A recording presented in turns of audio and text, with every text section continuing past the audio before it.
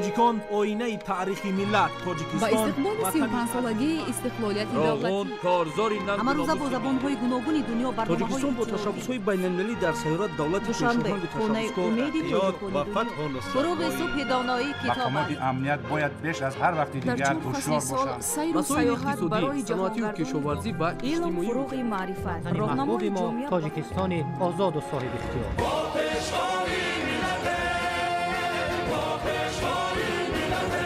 دوست باشید، اتفاق باشید، شکرانه همین دولت کنید، شکرانه همین سرزمین کنید، شکرانه کنید که چنین وطن عزیز و محبوب دارید.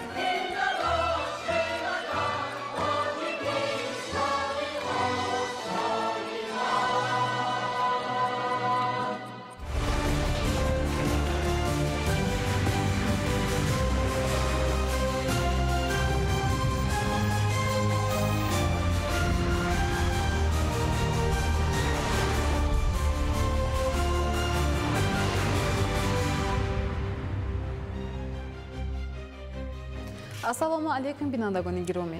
нашри муфассали барномаи иттилоотии ахборро аз телевизиони тоҷикистон мустақиман манзуратон мегардонем. дар студия бо шумо қурбон қурбонзода ва марҷона шарифзода. нимаи дуюми рӯзи 26 август президенти ҷумҳурии тоҷикистон пешвои миллат муҳтарам эмомалӣ раҳмон дар нерӯгоҳи барқии обии Роғун нахуст бо ҷараёни корҳои сохтмонӣ дар сарбанди ин иншооти гидроэнергетикӣ шинос шуданд.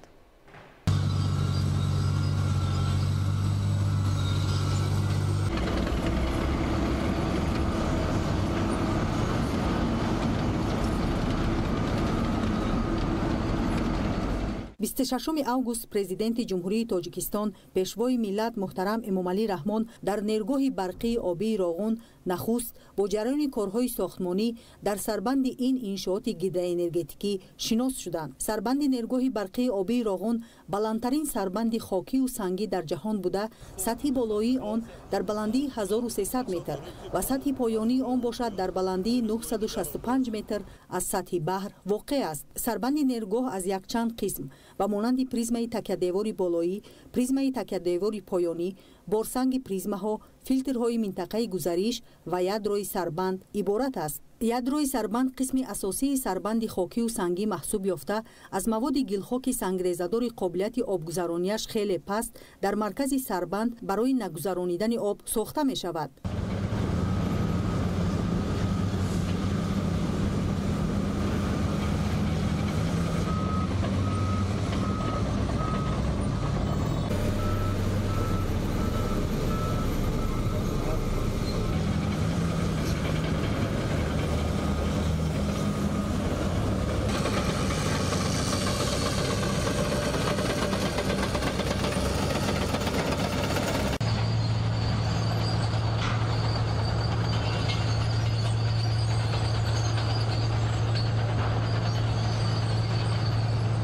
дар минтақаи сарбанди нерӯгоҳи барқи обии Роғун кор ба таври шабонарӯзӣ дар ду баст ба роҳ монда шуда, ҳамарӯза зиёда аз 160 техникаю механизми пуриқтидор сафарбар карда мешаванд. дар ин қитъаи сохтмонӣ дар баробари муҳандисону бинокорон, геодезистон ва кӯҳнавардон низ шабонарӯзӣ фаъолият карда барои бехатар гардонидани қитъаҳои сохтмонӣ бо симбандии ёнаҳои кӯҳ машғуланд.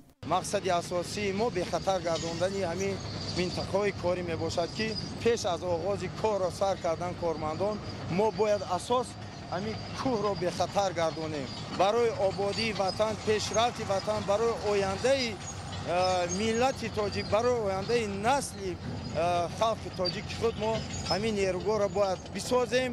ضمن سفری کاری قبلیشان پرزیدنت جمهوری تاجیکستان محترم امامعلی رحمان به نیروگاه برقی آبی راغون دستور داده بودند که به جریان کارهای ساختمانی در یادرا با استفاده از تکنیک و تکنولوژی‌های زمانوی سرعت بخشیده شده، مسئولان در ماه اوگوست سال 2025 به سطح 1110 متر بلند برداشتن سربند را تامین نمایند. به پیشوای ملت محترم امامعلی رحمان اطلاع داده شد که در این مدت خوابانیدن شغل در پریزمه‌های تکیه‌دیواری بالایی و پایانی سربند و موافق تکنولوژی قبض به قبض خوابانیدن مواد گیلخاک و فیلترها در یادروی سربند تا سطح 1105 متر از سطح بحر اجرا گردیده است. یعنی در مدت یک سال سربند 70 متر بلند برداشته شد. این زمان در سربند نیروگاه برقی آبی راغون کارهای خوابانیدن مسئله انرژی در منطقه‌های کاری 1، 2، 3 و 4 یادروی سربند که از مسئله گلخاک و فیلترها عبارت میباشد در تراز 1104 متر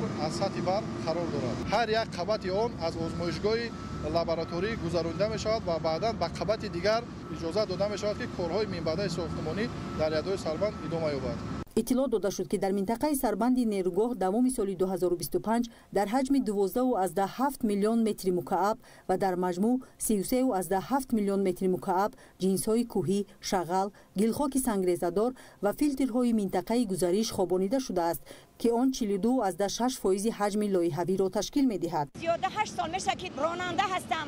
من در این ماشین شیوه‌زنی کار و فعالیت دارم. هر سحر آمده در این نیروگاه برقی آبی راغون در یادروی سربند با این ماشین شیوه‌زنی خاک را مستحکم کرده برای نگذاشتن آب ما حرکت میکنیم. افتخار میکنم که در صف مردان بننگ با ناموسی وطن کار و فعالیت دارم. راغون این آبادی وطن ماست. راغون این ننگ ناموسی ماست. راغون پیشروی زندگی ما تاجیکان است. کارمندان مهندسی و تکنیکی نیروگاه در این میدان ننگ و ناموس ملی شجاعت و متانت، اراده قوی، زحمت شبانه روزی و حس بلند وطن دوستی نشان داده روزی تاریخی به اتمام رسیدن ساختمان این انشاءات عصر را نزدیک می نمایند. شما کاری قهرمانی کردید، تاریخ میماند. افتخار میکنید. نبیره و ابیرات و نمیه خواه نمیچم و نبیره من ساختم. اصلا مهم است که تکنیکای نو داره. تکنیکا را ممکن ناز نگاه کنید. ایشو بیام نون میکنید. اگر کار کرد معاشم دیگر هم میشه. با صفت کار کنید. برای که فریب کردیم خودم مونا فریب میکنیم. فرزندای خود مونا فریب میکنیم. ما اینا برای خودمون میکنیم. برای ما کسی دیگر نمیکنیم. پیشوای ملت محترم امام علی رحمان تاکید داشتند که به خاطر مستحکم و استوار نمودن سربند این انشاءات بزرگترین گیده انرژتیکی صفت کارهای ساختمانی در مد اول گذاشته شده کارها با استفاده از تکنولوژی‌های معاصر و مطابق با استانداردهای بین المللی انجام داده شوند. چونکه نیروگاه برقی آبی راغون از لحاظ اکولوژی تازه اعتراف گردیده این انشاءات استراتژی از جهت اکولوژی، تکنیکی و بی‌خطری یکی از بهترین نیروگاه‌های برقی آبی در جهان به حساب می رود. وقت همچون داوری حقیقی ثابت می نماید که اقدام قطعی، استوارانه و عزم و اراده وطن دوستانه پیشوای ملت محترم امام علی رحمان آید به هر چه زودتر بنیاد نمودن نیروگاه برق آبی راغون برای زندگی شایسته مردم تاجیکستان چه نقش و قیمت داشته است. زیرا تنها در نتیجه بنیاد نیروگاه برقی آبی راغون ساحه‌های اقتصاد ملی رشد بی‌سابقه می‌نمایند و سطح و صفت زندگی مردم تاجیکستان به کلی دگرگون می‌گردد. ضمن بازدید از نیروگاه برقی آبی راغون سرور دولت محترم امام علی رحمان را همچنین سروزیر کشور محترم قاهر رسولزاده و راهبران وزارت و اداره‌های داخلدار همراهی نمودند.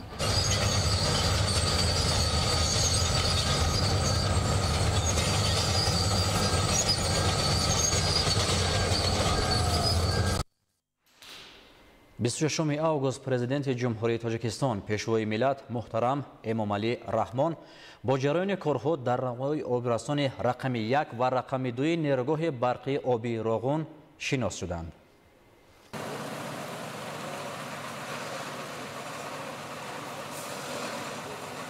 بیستوششم آگوست پرزیدنت جمهوری تاجیکستان پیشوای ملت محترم امام علی رحمان با جریان کارها در نقب‌های آبرسان رقم 1 و 2 نیروگاه برقی آبی راغون شناس شدند. کارهای نقب‌کنی و استوارسازی آبرسان‌ها در حال انجامیابی بوده، سمنت‌ریزی مستحکم کننده جریان دارد. برای نصب آهن فلزات و بتون خوابانی داخل آبرسان‌ها لوله‌های فلزی که قطرشان 7 متر را در بر می‌گیرد آماده کرده می‌شوند. تا این وقت در قسمت پایانی آبرسان اگریگات رقم 4 با درازه 64 متر و در قسمت پایانی آبرسان اگریگات رقم 3 باشد با درازه 16.2 متر لوله‌های فلزی نصب کرده شدند. یکی از وظایف مهمی که برای خودمون در نظر گرفتیم به خاطر همزبانی، به خاطر فرهنگ مشترک، به خاطر احساس دوستی و برادری که بین ما بود این بود که همه کسایی که با ما کار میکنن رو آموزش بدیم، از نظر تخصصی رشد کنن، تجربه بیاموزن در کنار ما برای اینکه آماده بشن برای کارهای سخت و پیچیده. این اتفاق افتاده و طی سالهای گذشته تعداد زیادی از متخصصین تاجیکستان در پروژه های شرکت ما در کشورهای دیگه مشغول کار شدند. در حال حاضر در ارمنستان و در قزاقستان 10 نفر از همین متخصصین مشغول به کار هستند. کارهای مهم و مهندسی دارن انجام میدن و البته ما برنامه داریم که این آموزش ها همونطوری که جناب عالی دستور دادن ادامه پیدا کنه و ما هر چقدر بیشتر از متخصصین تاجیک که بسیار با استعدادم هستند، بسیار تجربه آموختن در پروژه راغون در کشورهای دیگه استفاده کنیم. پروژه راغون یکی از پیچیده ترین، سخت ترین، دشوارترین پروژه های حوزه سد و نیروگاه برق‌آبی در دنیاست. بلندترین سد دنیاست. نیروگاه زیرزمینی است. تونل‌های بسیار پیچیده‌ای داره، سازه‌های بسیار عظیمی داره. تمام علم مهندسی از هر زاویه‌ای در پروژه راغون وجود داره. یکی از معجزاتی که کشور تاجیکستان به ریاست جمهوری جناب عالی آقای امامعلی رحمان موفق شده این پروژه عظیم و پیچیده را اولا شروع کنه و دوما به اینجا برسونه. جایی که ما الان هستیم، سال 2010 که ما وارد شدیم و کار شروع کردیم، برای کمتر کسی قابل تصور بود، باور کردنی نبود، ولی همونطوری که میبینید پروژه بخش‌های اولش در حال کار هست و به نظر من از اینجا به بعد کار اگرچه حجمش زیاده اما آسانتره و حتما به خوبی به اتمام خواهد رسید. امروز کارگران و متخصصان نیروگاه برقی آبی راغون با درک اهمیت این انشاءات انرژتیکی کشور برای آینده درخشان دستور سپارش‌های سرور دولت را سرمشق فعالیت نموده با نیروی سازنده همروزه به نتیجه‌های بلند نائل می‌شوند. روبروی آب قبولکننده دائمی اگریگات 1 و 2 قرار داریم. نابهای مذکور از طرف شرکت لایحه‌کش افری طرح‌ریزی شده. طبق لایحه در روزی نقد 221 متر رو تشکیل می‌کند که قطر آن 8 متر میباشد. تا این زمان کارهای نقب‌کنی و حفاری 90% کارهای اجرا شده است که این حجم 10984 متر کوبی را تشکیل می‌کند. حجم پوشیدن محلول‌های بتونی، خواباندن بتون اولین درجه با پروژه انجام شده است. نقب آب قبولکننده دائمی این برای با آب تامین کردن اگریگات 1 وظیفه اجرا می‌کند. در نقب‌های مذکور کارهای حفاری با پروژه انجام شده‌اند. لنگرمانی با پروژه انجام شده. بتون ریزی اولین درجه که کاملا تمام شده. ما کارمندان نیروگاه برقی راغون شب و روزی زحمت می‌کشیم که هر چه زودتر اگریگات سوم نیروگاه را به کار اندازیم. با حیث پرمگر در اینجا کار میکنم. معاشو سری وقت میگیریم. شکرانه استقلالیت، شکرانه پیشوای ملت میگیم که در این چنین انشاءاتی بزرگی عصر کار میکنیم. حالت واقعی کارهای ساختمانی نشان می‌دهد که بنیادگران این انشاءات تقدیرساز ملت با احساس بلندی وطن‌دوستی زحمت کشیده هدف یکدلانه برای هر چیز زود به انجام رسانیدن ساختمان روانه کرده شده است. نقب‌های آبرسان که در مجموع 6 عدد میباشند از انشاءات اساسی تحت فشار بلند قرار داشته در نیروگاه به حساب میروند. یعنی توسط همین نقب‌ها آب تا چرخه‌های نیروگاه انتقال می‌یابند.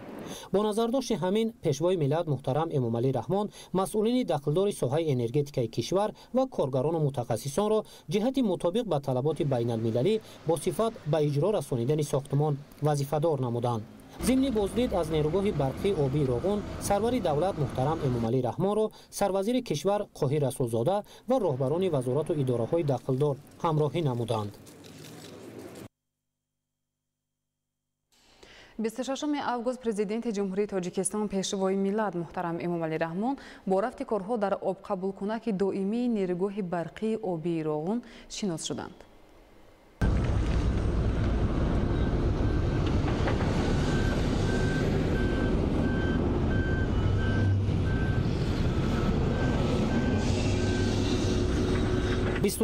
август президенти ҷумҳурии тоҷикистон пешвои миллат муҳтарам эмомалӣ раҳмон бо рафти корҳо дар обқабулкунаки доимии нерӯгоҳи барқии обии роғун шинос шуданд. вазифаи аслии обқабулкунаки доимӣ вобаста ба сатҳи об дар обанбор аз 3 зина ворид намудани об ба нақбҳои обрасон, мустаҳкам нигоҳ доштани қабати кӯҳпора ва пешгирии кӯчиши ҷинсҳои кӯҳӣ баъди бо об пур шудани обанбор мебошад. об тавассути ҳамин иншооти соҳили чапи нерӯгоҳи барқии обии роғун то ба чархаи агрегатҳо расонида мешавад. мешавад. дар навбати аввал барои ба кор даровардани агрегатҳои рақами 3 ва 4 нақбҳои обрасон аз баландии 1152 метр аз сатҳи баҳр об мегиранд. ба нақбҳои обрасони агрегатҳои рақами 1, 2, 5 ва 6 бошад аз баландии 1172 метр аз сатҳи баҳр дохил мегардад. барои танзими оби воридшаванда дар мавзеи обқабулкунаки доимӣ дар баландии 1300 метр аз сатҳи баҳр болои ҳар нақб шахтаҳои амудии қутрашон 13.6 метр сохта шудааст. дар ин иншоот нақбканӣ ва мустаҳкамсозӣ анҷом ёфта, сементхобонӣ бо мақсади устуворгардонӣ дар ҳоли анҷомёбӣ аст. дар ин баландӣ аз нақбҳои амудӣ тавассути дарвозаҳо раванди резиши об танзим карда мешавад. ман имрӯз ифтихор аз он мекунам ки дар як лоиҳаи бузург иншооти аср кору фаъолият дорам. мо сохтмончиён ҳамеша дастуру ҳидоятҳои пешвои муаззами миллатро сармашқи кори худ намуда баҳри расидани ислоҳоти энергетикӣ тавассути ин кохи нур талош мекунем. бо назардошти нақши муҳими нақбҳои амудӣ дар идора намудани раванди фаъолияти нерӯгоҳ, сарвари давлат муҳтарам Эмомалӣ Раҳмон ҷиҳати саривақт ва босифат ба анҷом расонидани корҳои сохтмонӣ ба масъулини дахлдори соҳа ва мутахассисон супориш доданд. айни ҳол дар иншооти тақдирсози асрӣ ки барои мардуми тоҷикистон тақдирсоз мебошад кор ва фаъолият намуда истодаем. фахр мекунем ки дар ин нерӯгоҳи тақдирсози ватанамон саҳми худро гузошта истодаем. ҳоло хокбарорӣ, бетонпошӣ, лангарбандӣ ва пармагарӣ дар чоҳҳои заҳкаш дар ду баст идома дорад. дар маҷмӯъ дар ин қисмат хокбарорӣ 92%, бетонпошӣ 49%, пармагарию гузоштани анкерҳо 81%, бетонхобонӣ 23% ва пармагарии чоҳҳои заҳкаш 18% ба иҷро расонида шудааст. дар нерӯгоҳи барқии обии Роғун мутахассисону коргарон ҳоло ба таври шабонарӯзӣ фаъолият карда бо дилгармӣ кӯшиш доранд ки сохтмонро тибқи нишондодҳои лоиҳавӣ дар вақти муайяншуда бо сифат ба анҷом расонанд. ҳамзамон сарвари давлат муҳтарам Эмомалӣ Раҳмон дар соҳили чап ва рости сарбанди нерӯгоҳ рафти бетонрезию лангарбандии деворҳоро мушоҳида намуданд ки мутобиқ ба талаботи лоиҳавӣ идома дорад. зимни боздид аз нерӯгоҳи барқии обии Роғун сарвари давлат муҳтарам Эмомалӣ Раҳмонро ҳамчунин роҳбарони вазорату идораҳои дахлдор ҳамроҳӣ намуданд. 26 август президенти ҷумҳурии Тоҷикистон пешвои миллат муҳтарам Эмомалӣ Раҳмон дар идомаи сафари корӣ ба нерӯгоҳи барқии обии Роғун аз ҷараёни корҳои сохтмонӣ дар баромадгоҳи нақби нақлиётии Т9 боздид намуданд. 26 август президенти ҷумҳурии Тоҷикистон пешвои миллат муҳтарам Эмомалӣ Раҳмон дар идомаи сафари корӣ ба нерӯгоҳи барқии обии Роғун аз ҷараёни корҳои сохтмонӣ дар баромадгоҳи нақби нақлиётии Т9 боздид намуданд. иншооти муҳим дар баландии зиёда аз 1300 метр аз сатҳи баҳр ҷойгир буда имрӯз бо заҳмати садҳо мутахассиси ватаниву хориҷӣ бо суръат бунёд меёбад. ба пешвои миллат иттилоъ дода шуд ки дар баромадгоҳи нақби нақлиёти Т9 корҳои таҳкимдиҳӣ, насби қубурҳои дренажӣ, сохтмони шабакаҳои равшанидиҳӣ ва системаҳои ҳавокашӣ бо истифода аз таҷҳизоти муосир анҷом дода шудааст. ба иттилои муҳандисон иҷрои босифати нақбҳо, иншооти гидротехникӣ ва зерсохторҳои муҳандисӣ омили асосӣ ба истифода додани агрегатҳои навбатии нерӯгоҳ хоҳад буд. ҳар як қисмати иншоот бо меъёрҳои байналмилалӣ сохта шуда то имрӯз даҳҳо километр нақбҳои кӯҳӣ ба анҷом расидааст. пешвои миллат муҳтарам Эмомалӣ Раҳмон зимни суҳбат бо масъулон таъкид карданд ки сифати корҳо бояд ҳамеша дар мадди аввал қарор дошта бошад. дастур дода шуд ки назорат аз болои раванди сохтмон пурзур карда шавад ва ҳамаи талаботи стандартҳои байналмилалӣ дар иншоот риоя гардад, зеро нерӯгоҳи барқии обии Роғун танҳо як сохтмон нест, балки рамзи ифтихор ва ояндаи ободу шукуфони Тоҷикистон мебошад. миннатдории самимонаи хешро ба асосгузори сулҳу ваҳдати миллӣ пешвои муаззами миллат муҳтарам Эмомалӣ Раҳмон мерасонам ки имрӯз мо ҷавононро дастгирӣ мекунанд ва мо ҷавонон имрӯз дар ин чунин иншооти бузург иншооти аср нерӯгои барқии обии Роғун кор ва фаъолият дорем. имрӯз дар нерӯгои барқии обии Роғун давоми шабонарӯзии кор ва фаъолият рафта истодааст ки барои ҳар чиз зудтар ба итмом расидани ин нерӯгоҳ тамоми кормандон саъю талоши худро ба харҷ дода истоданд. ба истифода додани ин нерӯгоҳ ҳадафе ё мақсаде расидан ба истиқлоли энергетикӣ аст. бовар дорам ки баъди расидан ба истиқлоли энергетикӣ дар тамоми хонадони тоҷик файзу баракат ва рӯшноӣ ҳувайдо мешавад ва ин барои пешрафти кишвари азизамон боз ҳам саҳми худро мегузорад. бунёдкорӣ дар нерӯгоҳи барқии обии Роғун идома дорад. ҳар рӯз садҳо нафар бо ифтихори ватандорӣ бо меҳнати содиқона ва бо мақсади таъмини ояндаи равшани Тоҷикистон дар ин майдони бузург фаъолият доранд. нақби нақлиёти Т9 яке аз унсурҳои муҳими нерӯгоҳи барқии обии Роғун маҳсуб ёфта, иҷрои босифати он заминаи мусоид барои пешрафти дигар марҳилаҳои сохтумонӣ хоҳад гузошт. иҷрои чунин корҳои бузург бо заҳмати шабонарӯзии бунёдкорон имконпазир аст. барои садҳо бинокорон, муҳандисон ва мутахассисон Роғун на танҳо ҷои кор, балки макони ифтихор ва рисолати ватандорӣ аст. бунёди нерӯгоҳи барқии обии Роғун ин саҳифаи тоза дар таърихи давлатдории тоҷикон аст. ин иншооти муҳим на танҳо қувваи барқ, балки қувваи рӯҳ ва нерӯи маънавии миллатро афзун мекунад. иншооти бузурги аср имрӯз ба рамзи ваҳдату созандагӣ табдил ёфтааст. аз ин ҷо садои кору заҳмати беист ба тамоми минтақа паҳн мешавад ва ба ҳар як шаҳрванди Тоҷикистон паёми умеду ифтихор мефиристад. зимни боздид аз нерӯгоҳи барқии обии Роғун сарвари давлат муҳтарам Эмомалӣ Раҳмонро ҳамчунин сарвазири кишвар муҳтарам Қоҳир Расулзода ва роҳбарони вазорату идораҳои дахлдор ҳамроҳӣ намуданд. 26 август президенти ҷумҳурии Тоҷикистон пешвои миллат муҳтарам Эмомалӣ Раҳмон дар майдончаи назоратии руди оби шӯри нерӯгоҳи барқии обии Роғун бо ҷараёни корҳо дар сарбанди ҳимоявӣ шинос шуданд. президенти ҷумҳурии Тоҷикистон пешвои миллат муҳтарам Эмомалӣ Раҳмон дар майдончаи назоратии руди обишӯри нерӯгоҳи барқии обии Роғун бо ҷараёни корҳо дар сарбанди ҳимоявӣ шинос шуданд. сарбанди руди обишӯр бо мақсади пешгирӣ аз хатари селу обхезӣ дар руд ки ҳамасола дар мавсими боронгарӣ ба вуқӯъ меояд бунёд карда шудааст.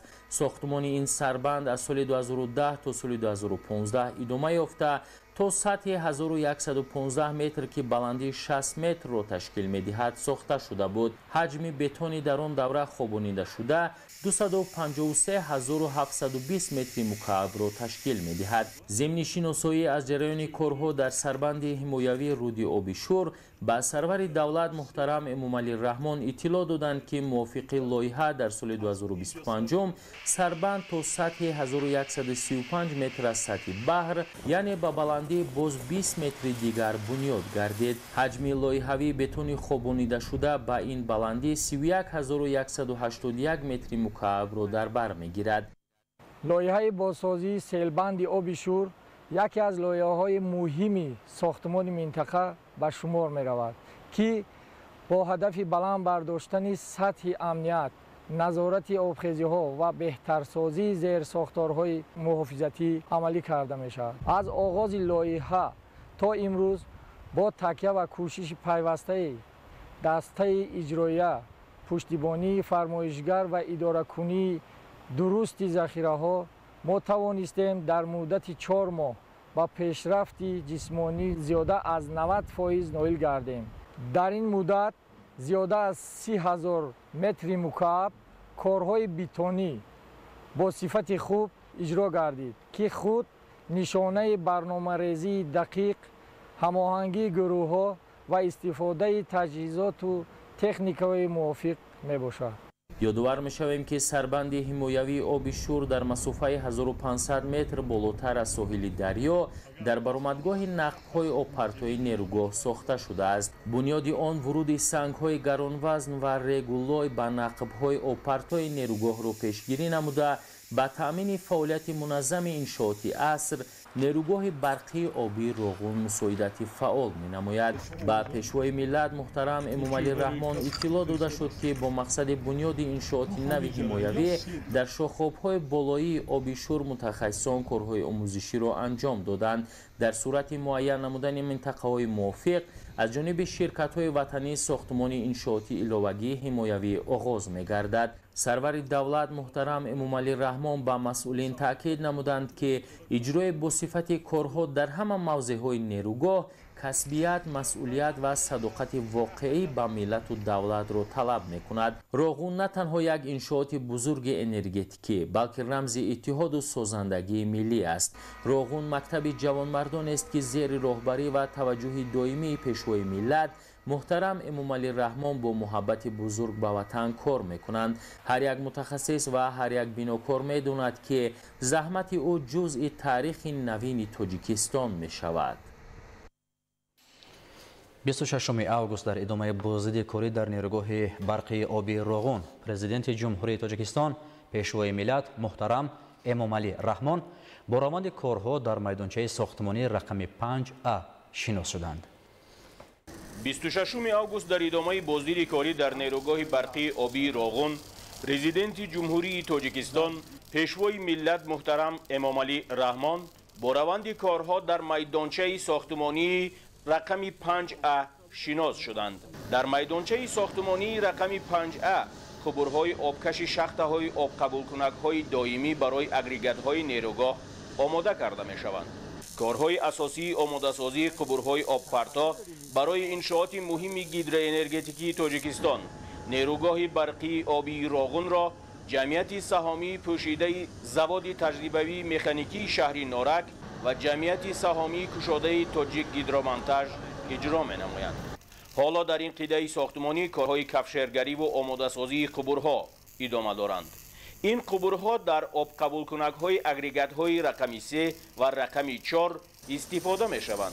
قبورهای مذکور در شکل نیم دوره در زواد گیدرومکانیکی شهری نارک با استفاده از مصالح بلند صفت آماده گردیده به نیروگاه وارد کرده شدند. در میدانچه مذکور متخصصان زواد تجربوی و مکانیکی شهر نارک و جمعیت سهامی کشاده تاجیک گیدرومنتاژ وصل قبورهای شاخته آبرسانی توربین اگریگات رقم‌های 3 و 4 را با سرعت و صفت بلند به راه مانده‌اند. وظیفه اساسی این شرکت‌های وطنی آماده‌سازی به وصل توربین‌های آبرسانی اگریگات‌های رقم‌های از 1 تا 6 می باشد. حالا کارها برای تامین توربین‌های آبرسانی اگریگات‌های 4-3 ادامه دارند. تا امروز برای توربین آبرسانی اگریگات رقم 3 در حجم 1945 تن آهن فلزات و قبورها آماده گردیده. از این 141.5 تن وصل شده است. آماده سازی توربین‌های آبرسانی اگریگات 4 را باشد. جمعیت سهامی کشاده تاجیک گیدرومنتاژ به ذمه داشته تا امروز به اندازه 1885 تن آهن فلزات کفشر کرده شده است. از حجم عمومی 554.5 تن آهن فلزات وصل گردیده است.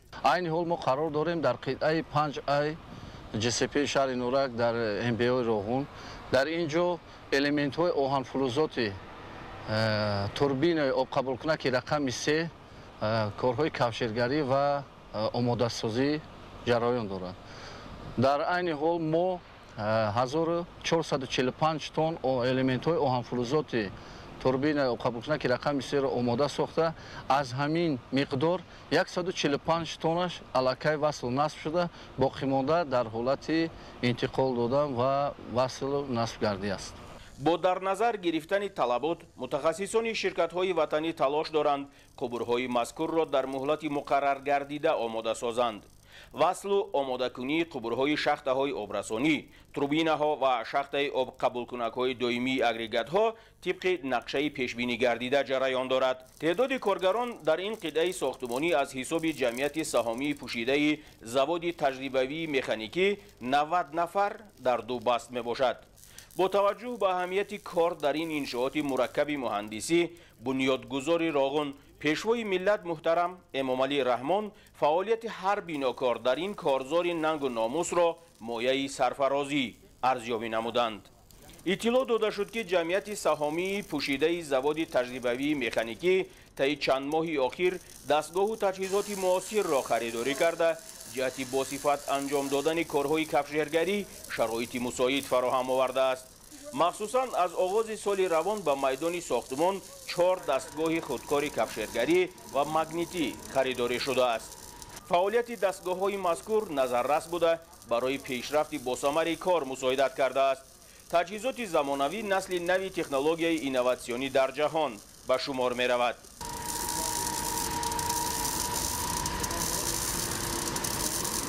صفت تدبیرهای کفشگری توسط دستگاه‌های اولتراسادا از جانب متخصصان سنجیده شده از طرف فرمایشگر قبول کرده می شود. اینچنین کارمندان جمعیت سهامی پوشیده заводи تجربوی مکانیکی با گذشت دوره‌های آموزشی کفشگری از جانب متخصصان خارجی صاحب شهادتنامه بین المللی گردیدند. از جانب شرکت ما در دوام سال جاری دستگاه‌های اتوماتیک فنونی کفشگری خریداری و دسترس کرده شد که دوره سرتیفیکات بین المللی بوده کار جوشکاران ما رو خیلی آسان نموده است. اینچنین از جانب شرکت ما دو تجهیزاتی مگنیتی کفشگری نیز دسترس کرده شده است که هنگام جابجا نمودن المان‌های شاخت‌های آبرسانی به ما کمک خیلی زیاد می‌رساند.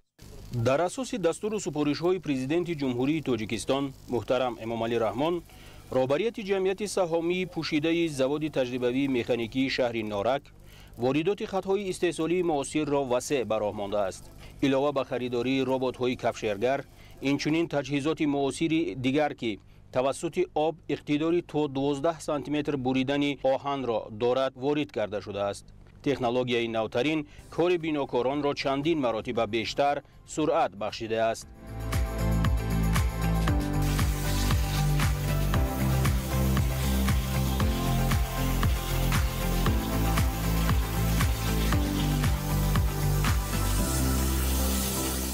پرزیدنت جمهوری تاجیکستان محترم امامعلی رحمان ضمن شناسایی با فعالیت این قطعه ساختمانی به متخصصان دستور دادند که پیش از همه به صفت کارها توجه مخصوص ظاهر کرده شود، زیرا این انشاءات باید 100 ساله ها برای نسل‌های آینده خدمت کند.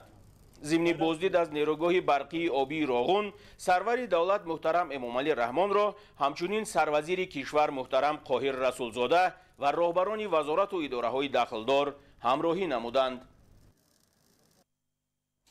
26 август президенти ҷумҳурии тоҷикистон пешвои миллат муҳтарам эмомалӣ раҳмон дар нергоҳи барқии оби роғун бо ҷараёни корҳои сохтмонӣ дар нақби сохтмонии қабати 4 шинос шуданд.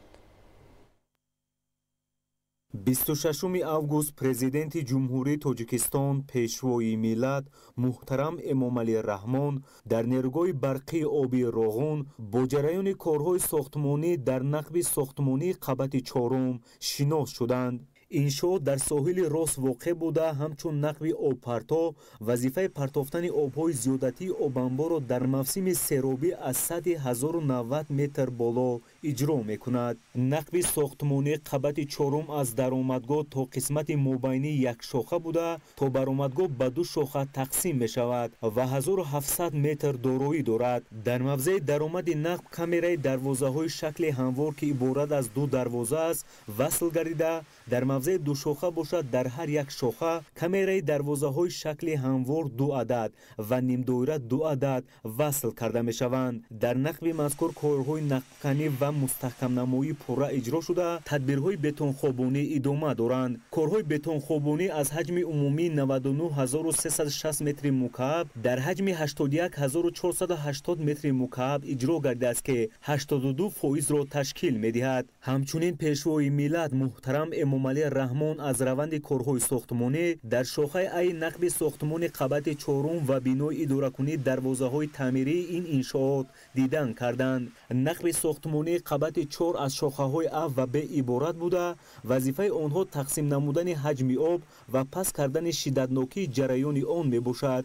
иншоот ба истиснои даромадгоҳ 1770 метр дарозӣ дошта худраш 15 метрро ташкил медиҳад ва иқтидори обгузаронии он 3500 метри мукааб дар як сония мебошад. дар минтақаи камераи дарвозаҳои шохаи А кор тибқи лоиҳа идома дошта, то имрӯз корҳои нақбканӣ ва мустаҳкамнамоии муваққатӣ дар ҳаҷми умумӣ 69572 метри мукааб иҷро шуда, корҳои бетонхӯбонӣ ва сементатсионӣ бошад аз ҳаҷми умумӣ 39984 метри мукааб 25859 метри мукааб иҷро шудааст.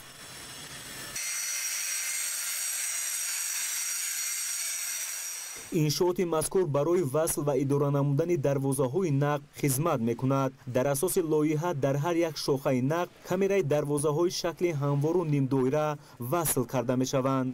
дар ин минтақаҳои шохаи А ва шохаи Б бо дарозии 141 метр корҳои оҳанфилизотӣ буда, корҳои оҳанфилизотӣ дар ҳаҷми умумӣ 4500 тонна дар ҳар ду нақб, яъне шохаи А ва шохаи Б ба пуррагӣ васлу насб гардида анҷом ёфтад.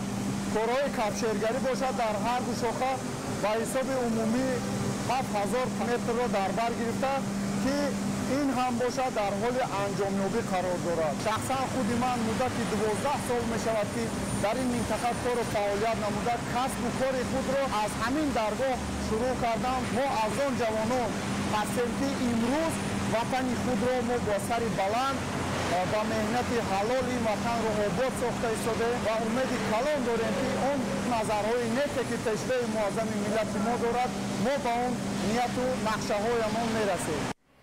اسنای شناسایی با جریان کارهای ساختمانی در این قطعه پیشوای ملت محترم امامعلی رحمان تاکید نمودند که حکومت جمهوری تاجیکستان در زمان صاحب استقلالی برای رسیدن به استقلال کامل انرژتیکی تدبیرهای مشخص عملی نموده ایستاده است و بنیاد نیروگاه برق آبی روغن از جمله نقشه‌های اساسی دولت در سمت رسیدن به این هدف استراتژی میباشد. نیروگاه برای تامین استقلالیت انرژتیکی جمهوری تاجیکستان و رشد استحصال نیروی برق سبز اهمیت بزرگ استراتژی دارد.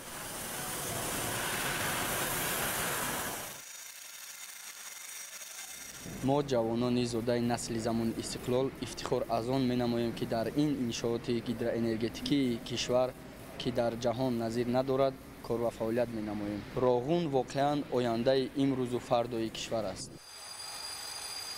инчунин президенти кишвар муҳтарам эмомалӣ раҳмон зимни боздид бо раванди корҳои то имрӯз анҷом ёфта ва идомаи васли таҷҳизоти механикию арматурбандӣ дар баромадгоҳи нақби сохтмонии қабати чорум шинос шуданд. дар ин қисмати сохтмон корҳои заминӣ бо ҳаҷми 569400 метри мукааб иҷро шудааст. корҳои бетонпошӣ, васли анкерҳо ва заҳкашӣ дар асоси лоиҳаҳои тасдиқшуда марҳила ба марҳила анҷом дода мешаванд. тӯли 13 сол мешавад ки дар нерӯгоҳи барқии оби роғун кор мекунам ва аз он мефахрам ки дар ин иншооти азими аср саҳми худро гузошта истодам. айни замон мо қарор дорем дар баромадгоҳи сохтмонии қабати чорум.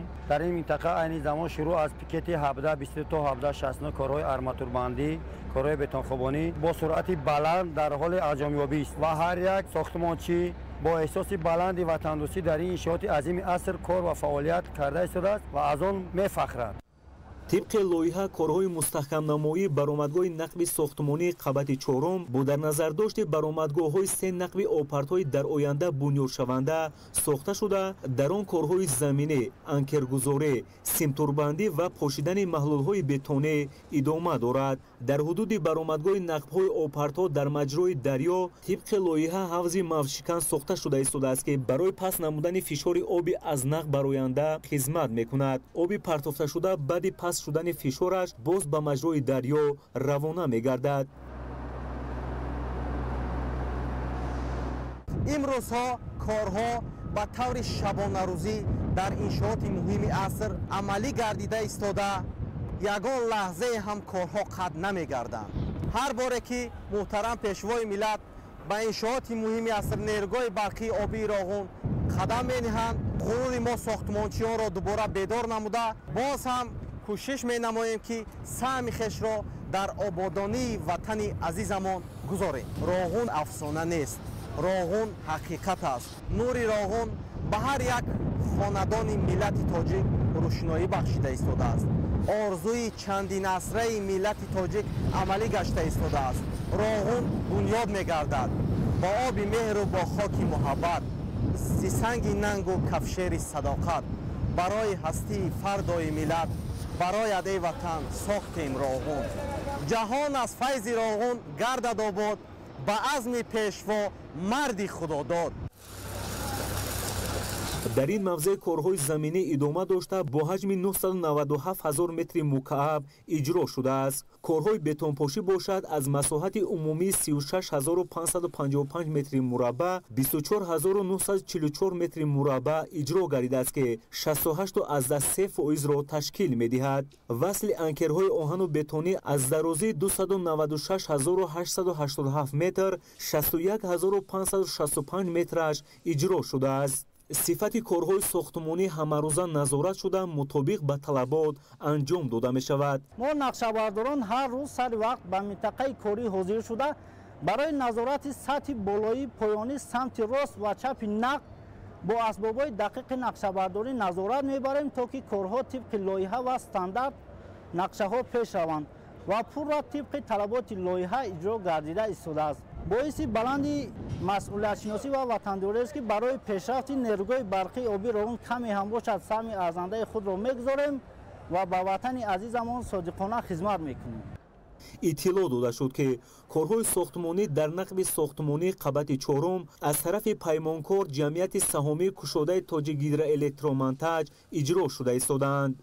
سرور دولت محترم امامعلی رحمان ضمن شناسایی با کارهای انجام یافته و صحبت با بیناکاران از نتیجه کار در این منطقه اظهار قناعتمندی نموده برای سری وقت و مطابق به طلبات اجرا نمودن کارهای باقی مانده دستورهای مشخص دادند. ضمن بازدید از نیروگاه برقی آبی روغون سرور دولت محترم امامعلی رحمان را همچنین سروزیر کشور محترم قاهر رسولزاده و راهبران وزارت و اداره‌های دخلدار همراهی نمودند.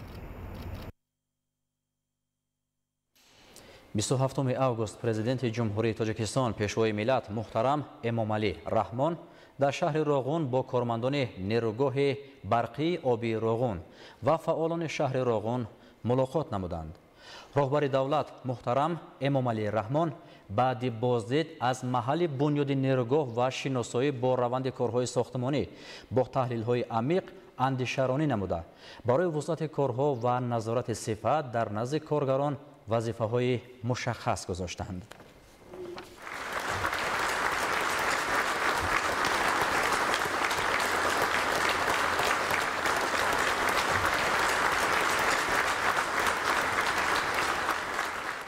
محترم بنیادگران نیروگاه برقی آبی روغون، حاضرین گرامی، در جریان شناسایی با وضع کارها که ما دیروز در منطقه ساختمان انجام دادیم معلوم گردید که نشاندهنده‌های تا امروز به دست آمده نسبت به بازدید سال گذشته خیلی بهتر به نظر رسید می‌باشد. بنابراین به همه شما که در این میدان سازندگی و بنیادکاری با متانت و شجاعت و احساس وطنداری زحمت بکشید ایثار سپاس می‌نمایم. سلام علیکم. در شرایط کنونی جهانی معاصر که مسئله امنیت انرژتیکی به یکی از هدف‌های اساسی هر یک دولت تبدیل یافته است، به انجام رسانیدن ساختمان نیروگاه برقی آبی روغون و پوره به استفاده دادن اقدارهای آن برای کشور ما اهمیت حیاتی و سرنوشت ساز دارد.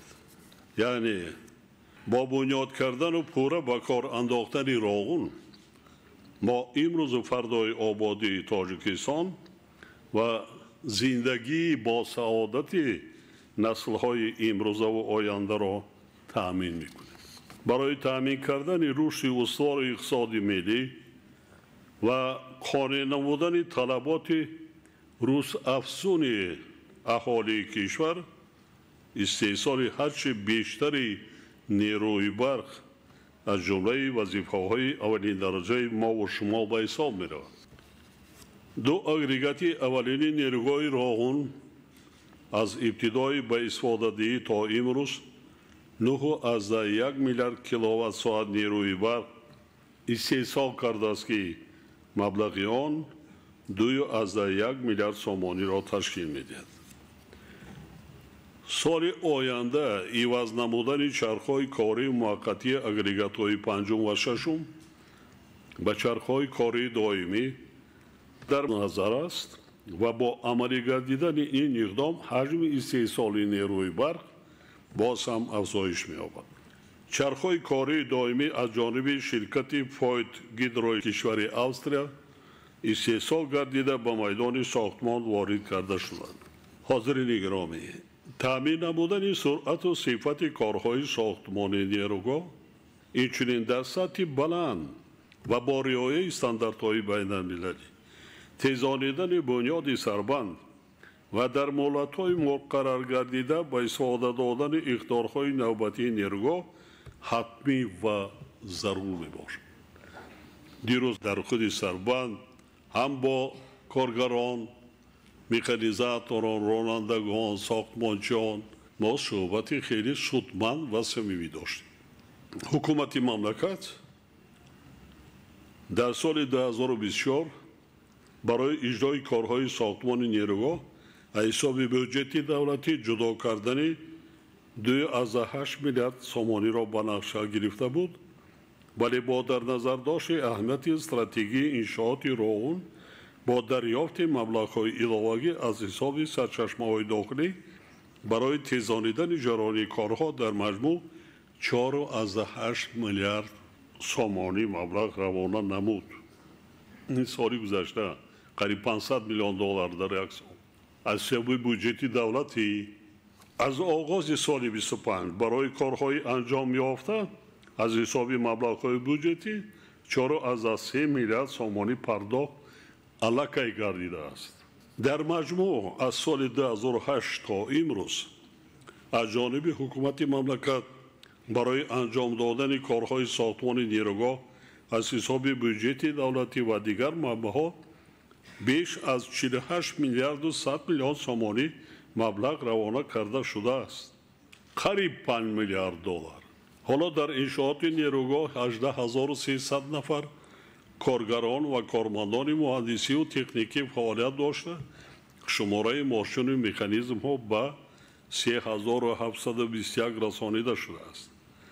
از جمله طی دوره سالهای 2024 و 2025 برای صورت بخشی کارهای ساختمانی به میدان ساختمان 443 ماشین و مکانیزم های نو وارد کرده شدند. حاضرین محترم، کارهای ساختمان نیروگاه به لات‌های علایده تقسیم شدند که عملی نمودن آنها به همدیگر وابستگی بی‌واسطه دارد. یعنی قفامانی در یکی از لات‌ها باعث قفامانی کارها در دیگر سمت‌ها می‌گردد. بنابراین فرمایشگر جمعیت سهامی نیروگاه برقی آبی راغون و نمایندگان فرمایشگر را ضرور است که جریان کارها را در بین لات‌ها منتظم تنظیم و هم آهنگ نمایند. وابسته به لات یک ذکر باید کرد که ترانسفورماتور گیدرو اگریگات چهارم از جانب شرکت پودرچی فویت گیدروی استرالیا استحصال و ماه ایولی همین سال به موضع نیروگاه وارد کرده شد. از ماه ینور سال 2025 کارهای آماده سازی چرخ کاری گیدر اگریگات چهارم در کارخانه شرکت فویت گیدرو ادامه دارند. اینچنین ماه ینور سال جاری در آزمایشگاه شرکت فویت گیدرو واقع در جمهوری آلمان با اشتراک فرمایشگر، نماینده فرمایشگر، نمایندگان بانک عمومی جهانی و کارشناسان مستقل آزمایش مدل توربین گیدرو اگریگات های یکم و سیوم گذرانیده شده است. طبق نقشه موافقه گردیده شرکت فویت گیدرو نه دیرتر از ماه سپتامبر سال 2027 وصل و نصب گیدرو اگریگات چهارم را به انجام میرساند. лоти 2 яъне сохтмони сарбанди нерӯгоҳ ки аз иншооти асосию муҳим ба ҳисоб меравад ба ӯҳдаи ширкати итолиёии вибил вогузор шудааст. дирӯз зимни бозид мушоҳида кардем ки раванди корҳои сохтмони сарбанд аз лиҳози ташкилӣ ва сурат хеле хуб ҷараён дорад. аз маълумоти пешниҳодшуда бармеяд ки корҳои хобонидани шағал ва гилхоку филтрро дар сарбанд бо дар назардошти бетони кӯбида то 1104 метр аз сатҳи бар ба баландии 1139 метр иҷро гардида аз оғози сохтмон 33 миллиону 700 ҳазор метри муркааб мавод хобонида шудааст ки 42% ҳаҷми корҳои лоиҳавиро ташкил медиҳад. танҳо аз моҳи октябри соли гузашта то имрӯз хобонидани мавод дар сарбанд дар сатҳи 1104 метр бо баландии 91 метр дар ҳаҷми 12 миллиону 700 ҳазор метри мукааб иҷро гардидааст. аз лиҳози ҳаҷм кори хеле бузург аст. қудрат ва тавоноии инсон ва технологияи ҳозиразамон чист? бояд гуфт ки то 9 сентябр рӯзи ҷашни 34-солагии истиқлоли давлатӣ сарбанд ба нуқтаи 1110 метр аз сатҳи бар расонида баландии он ба 145 метр баробар мегардад. 50% қариб 50%. корҳои сементатсияи мустаҳкамкунандаи паҳлӯи рост ва чапи минтақаи ядрои сарбанд то 1100 метр аз сатҳи бар бо 5233 чоҳ ба дарозии 113192 метр ва сементатсияи пардаи обанд бо 391 чоҳ ба дарозии 12922 метр ба анҷом расониданд ки 90% онҳо дар соли 2025 иҷро гардиданд. корҳои нақбканӣ ва бетонхобӣ дар нақбҳои сементатсионӣ қабатҳои якум, дуюм ва сеюми соҳилҳои рост ва чап тиқви лоиҳа ба анҷом расида иҷрои корҳои сементатсияи мустаҳкамкунанда 94% ҳаҷми лоиҳаро ташкил додааст. корҳои нақбканӣ ва бетонхобӣ дар нақбҳои сементатсионӣ қабатҳои чорум ва панҷум идома доранд. ширкати вибилро зарур аст ки бо баландбардоштани сарбанд дар муҳлатҳои муқаррар гардида обгирии обанворро то охири моҳи сентябри соли ҷорӣ дар сатҳи 1100 метр таъмин намояд. ин имконият медиҳад ки дар мавсими тирамоҳ зимистони солҳои 2025-26 аз ҳисоби оби дар обанбор захира шуда истеҳсоли 250 то 400 миллион киловатт-соат барқи иловагӣ ба мардум таъмин гардад. баробар ба қариб ки иқтидори нерӯҳои барқи обӣ сангтуда 1 мешавад. ин корро карда монда. ҳадаф чист? ҳадаф ки ҳарчи зудтар мо дар соли 2027 истиқлолияти энергетикии давлати худро таъмин намоем. ширкати вибил бо истифода аз боду ҳавои мусоид бояд корҳоро бо реҷаи шабонарӯзӣ роҳандозӣ намояд, шумораи мошину механизмҳоро зиёд карда захираи ҳаҷми зарурии маводи сарбандро таъмин ва барои истифодаи самаранок аз хати конвейерӣ тадбирҳои амалӣ андешид. вақте ҳаво гарм аст коре ки як рӯз мо ба анҷом мерасонем дар ин фасл мо дар фасли зимистон дар 10 рӯз ба анҷом расонида наметавонем ва сифаташ ҳам паст мешавад. корҳои сохтмони иншооти соҳили рост яъне лоти 3 аз ҷониби ширкати ватании тоҷик гидроэлектромонтаж иҷро гардида истодааст.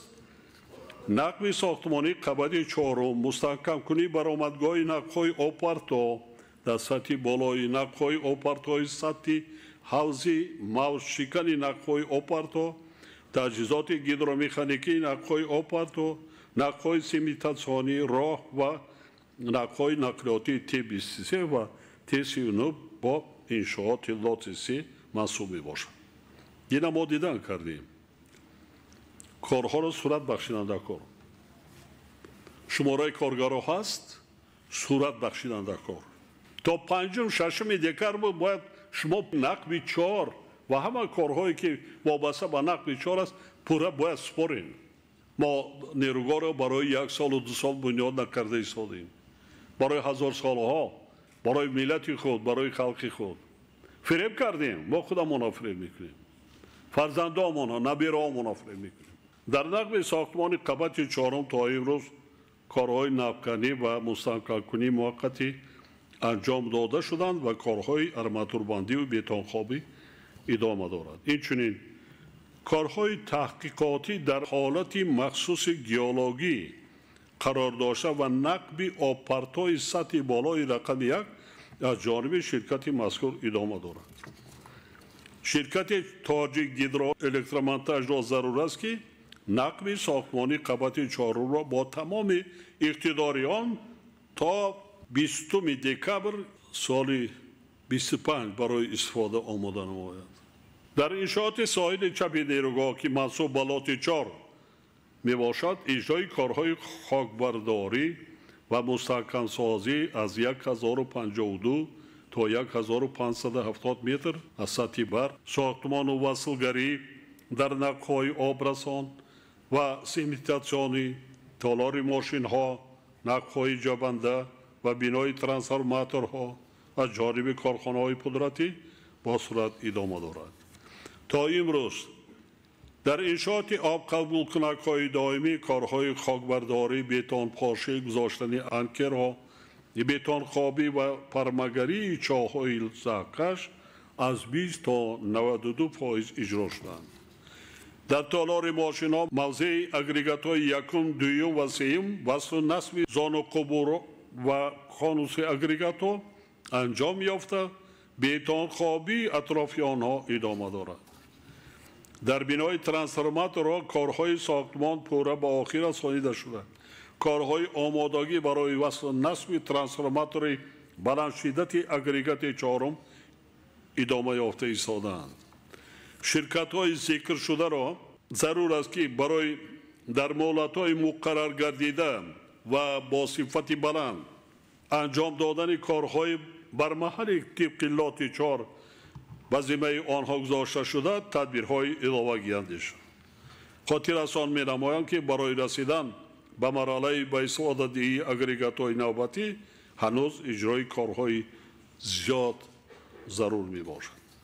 از جمله در انشاءات ساحل چپ قریب 70,000 متر مکعب کارهای بتان خوابانی، تقریباً 200,000 متر طولانی کارهای پرمگری و گذاشتن انکرها، اینچنین 100,000 متر طولانی کارهای سیمیتاسیونی باید انجام داده شوند.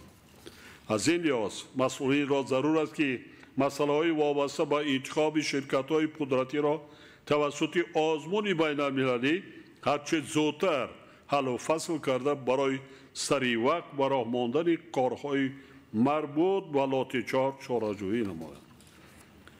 بارها گفتم و تکرارا تاکید می‌نمایم که کارها در نیروگاه برقی آبی راغون باید در سطح عالی با استفاده از مصالح ساختمانی با صفت، تکنولوژی‌های پیشرفته و استانداردهای جهانی انجام داده شوند.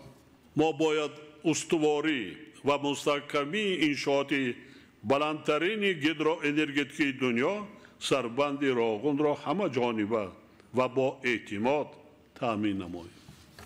با این مقصد از سال 2010 تا امروز در این انشاءات 4625 نامگوی اسباب‌های سنجش و چین‌کنی وصل نصب شدند و برای سنجش مواد و مصالح ساختمان آزمایشگاه‌های مجهز در اختیار فرمایشگر ساختمان و پدرچیان قرار دارند. ساختمانچیان محترم، حکومت مملکت به حل مسائل اجتماعی اهالی که از منطقه زیر آب شونده کشانیده می شود توجه دائمی ظاهر نموده در این سمت تدبیرهای ضروری را عملی کرده ایستاده است. مدیریت منطقه زیر آب شونده تا امروز 15400 نفر اعضای عائله های در مرحله یکم و دویم منطقه زیر آب شونده قرار داشته را از ناحیه نورآباد و شهر راغون در ناحیه‌های دنغره، نورآباد، رودکی، فیض‌آباد و شهرهای ترس و زاده و راغون با منزل‌های دائمی زیست و قطعه‌های زمینی نزدیک‌اولگی تأمین نموده است. در دوره سالهای 2011 و 2025 برای بنیاد انشاءات انفراستراکچوری در موضع‌های نو زیست مهاجران طبق نامگوی انشاءات از حساب مبلغ‌های متمرکز بودجه دولتی ساخته شونده 725 میلیون سومانی جدا گردیده است. علاوه بر این در دایره سازشنامه بین حکومت تاجیکستان و اساسیاسیون بین المللی رشد باز 233 میلیون سومانی برای جبران ارزش خانه و دیگر اموال مهاجران روانه کرده می شود. همچنین برای ساختمان راه‌های ماشینگرد بین دیه‌ها در ساحل چپ آب انبار راغون با درازی 55 کیلومتر با مبلغ 280 میلیون سومانی بین حکومت تاجیکستان و بانک آسیایی سرمایه‌گذاری انفراستراکچوری سازشنامه قضی امضا شده است که از جانب مدیریت عملی می‌گردد. کوچانیدن خط علاقه نوری و نخی از منطقه زیر آب شونده چاره‌بینی دیگری آماده نمودن منطقه زیر آب شونده است که باید از جانب جمعیت سهامی تاجیک تلکام عملی کرده شود. در ساحل راست آب انبار نیروگاه در منطقه آبیگرم نورآباد در دایره لایحه‌های دولتی سرمایه‌گذاری 75 کیلومتر راه بین المللی 75 کیلومتر راه‌های محلی بین دیه‌ها داخل دیه‌ها 11 پل نو با درازی 1 کیلومتر 3 نقب با درازی قریب 6 کیلومتر با مبلغ عمومی بیش از 3 میلیارد سومانی دیروز رسما به استفاده داده شد.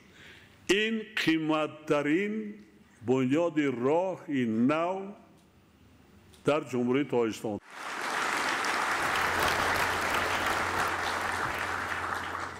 $300 میلیون امریکایی باز 88 قریب میلیون دلار فقط پولی بالای دایره قریب 400 میلیون دلار که راه با ناز نگاه کردن در کار برای عصرها ساختیم. بسیار منظرهای زیبا است.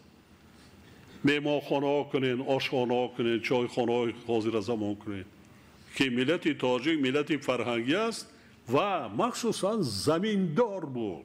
خانه ها نمیتواند در درون باغ هستند. این فرهنگ ملت تاجیک است. اصلا همین خیلی است آباد کردن دولت و ملت تاجیک هم فرهنگش همین است. هنرمند نموده کار همه چیز ذوق داشتن در کار. همین ساختمان راغوندم اگر ذوق نمی داشتیم اگر ساختمانچی ما را دستگیر نمی کردن به این روز ما نمی رسیدیم. همزمان با این منفرش کردن 11 کیلومتر راه ماشینگرد دارای اهمیت جمهوری در قسمت گردش از شهرها تا درآمد به مرکز شهر راغون با سطح و صفت بلند عملی گردید. علاوه بر این در سال 2025 ساختمان یک پل بزرگ از بالای آب انبار راغون با درازی 920 متر با مبلغ عمومی 800 میلیون سومانی آغاز گردیده است که سال 2027 به استفاده داده می شود. قابل ذکر است که شرکت تاجیک هیدرو الکترومنتاژ از حساب خود برای با آب نوشاکی تامین کردن شهر راغون با کندن 3 چاه عمودی با مسافه قریب 7000 متر خط آبرسانی ساخته به استفاده داده است.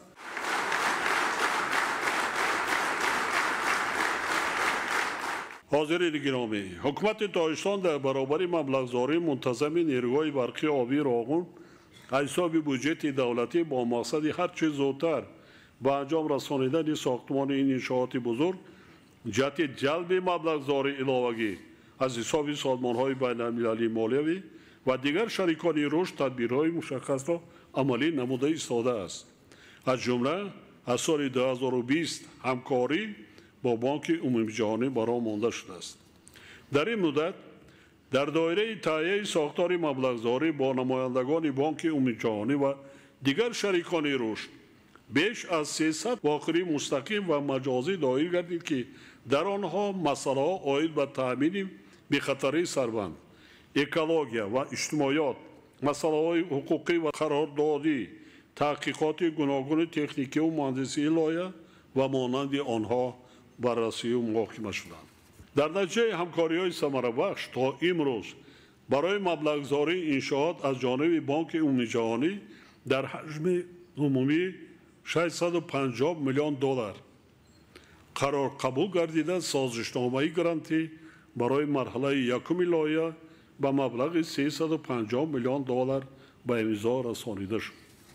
علاوه بر این سازشنامه‌های قرضی امتیازناک با بانک آسیایی سرمایه‌گذاری انفراساختاری به مبلغ 500 میلیون دلار با بانک اسلامی رشد و اعضای گروه هماهنگسازی عرب، فوند سعودی، فوند کویت و فوند اوپک با مبلغ عمومی 450 میلیون دلار و 22 آگوست سال جاری با فوند رشد قطر با مبلغ 50 میلیون دلار با امضا رسانیده شدند. حالا با مقصد بستن سازشنامه‌های گرانتی و قرضی با مبلغ عمومی 1.7 میلیارد دلار گفت و شنیدها با بانک آسیایی رشد، بانک اروپایی سرمایه‌گذاری، اتحادیه اروپا، بانک دولتی سرمایه‌گذاری ایتالیا، فوند رشد قطر و دیگر سازمان‌ها ادامه دارند. حاضرین ارجمند، با مقصد در مهلت‌های مقرر گردیده به استفاده سپاریدن انشاءات فاصلوی و اقتدارهای نوبتی نیروگاه راغون، اینچنین اعتبار قانونی پیدا نمودن سازشنامه‌های امضا شده و هرچه زودتر دسترسی پیدا کردن به مبلغ‌زاری و مسئولین سپارش‌های زیرین داده می‌شود. یکم، شورای ناظران جمعیت سهامی نیروگاه برقی آبی راغون برای در مهلت‌های مقرر گردیده به استفاده سپاریدن انشاءات فاصلوی و اقتدارهای نوبتی نیروگاه تدبیرهای علاوگی ضروری اندیشد. دوم، ستاد جمهوریوی عاید به ساختمان و به استفاده دهی اقتدارهای نیروگاه برقی آبی راغون اجرای حتمی کارها را طبق جدول تصدیق گردیده در سطح ضروری برآماند و هم آهنگسازی آنها را تحت نظارت قطعی قرار دهد. سوم، جمعیت سهامی نیروگاه برقی آبی راغون در سال 2026 جهت به چرخهای دائمی عوض نمودن چرخهای کاری موقتی گیدرو اگریگات‌های پنجم و ششم تدبیرهای عملی اندیشد. چهارم، جمعیت سهامی نیروگاه برقی آبی راغون یک جا با پدرتچی لات 2 کارهای برداشتن سربند را در سال 2026 به 1155 متر از سطح بر و آبگیری آب انبارا تا 1140 متر و در سال 2027 به 1175 متر و آبگیری آب انبارا تا 1165 متر راه اندازی نماید. پنجم، جمعیت سهامی نیروگاه برقی آبی راغون و نماینده فرمایشگر در دایره لات 4 جهت آغاز کارهای ساختمان و وصلگری برای گیدرواگریگات‌های سیوم و چهارم در آب قبول کنک‌های دائمی شخت‌ها و آماده سازی دروازه‌ها در موافقه با بانک عمومی جهانی و بانک اسلامی رشد چاره‌جویی نمایند. ششم، جمعیت سهامی نیروگاه برقی آبی راغون و نماینده فرمایشگر در موافقه با سازمان‌های مبلغ‌زار جهت آغاز نمودن کارهای ساختمان حوض موج شکن نقای آبپرت‌های ساحلی راست و هرچه زودتر آغاز کردن کارهای زمینی و نقب دائمی آبپرت‌های سطح بالای رقم 1 تدبیرهای ضروری را عملی نمایند. هفتم، جمعیت سهامی نیروگاه برقی آبی راغون در دایره لات 1 با شرکت فاید گیدرا برای تا ماه سپتامبر سال 2027 با کار درآوردن گیدروآگریگات چهارم چاره‌های ضروری و فوری اندیشه. هشتم، گروه تطبیق لایحه‌های ساختمان انشاءات انرژتیکی جهت هم آهنگسازی کارها با کمیسیون عاید به گذراندن آزمون‌های بین‌المللی برای ساختمان انشاءات نیرگاه راغون، وزارت اداره داخلدار، شرکت‌های مشورتی، گروه کارشناسان، بانک عمومی جهانی و دیگر شریکان رشد تدبیرهای ضروری را راه اندازی نماید. 9. وزارت مالیه و گروه تطبیق لایحه‌های ساختمان انشاءات انرژتیکی یک جا با وزارت اداره مربوطه همکاری را با سازمان‌های بین‌المللی مالیوی و دیگر شریکان مبلغ‌زار گسترش بخشیده برای هرچه زودتر دسترس نمودن مبلغ‌های پیش بینی کرده آنها چاره‌جویی نمایند. 10. وزارت مالیه برای پرداخت سری وقتی مبلغ کارهای انجام یافته و خریداری مسائل ساختمان، تجهیزات و مواد سوخت، اینچنین پرداخت جبران پولی اهالی از منطقه زیر آب شونده کوچانیده شونده تدبیرهای ضروری و سری وقتی اندیشه. 11. مؤسسه دولتی مدیریت منطقه زیر آب شونده نیروگاه برقی آبی راغون یکجا با وزارت مهنت، مهاجرت و شغل اهالی، مقامات اجرایی حاکمیت دولتی شهر نویای انتقال دهنده و قبول کننده مهاجران کوچانیدن اهالی را از منطقه زیر آب شونده در سطح ضروری برآمانند. همچنین جهت به کار تامین نمودن مهاجران کوچانیده شده، تشکیل کورس‌های کسب آموزی برای آنها، با عائله‌های کوچانیده شده جدا کردن قطعه‌های زمین برای تشکیل خواجگی‌های دهقانی مساعدت نمود. 12.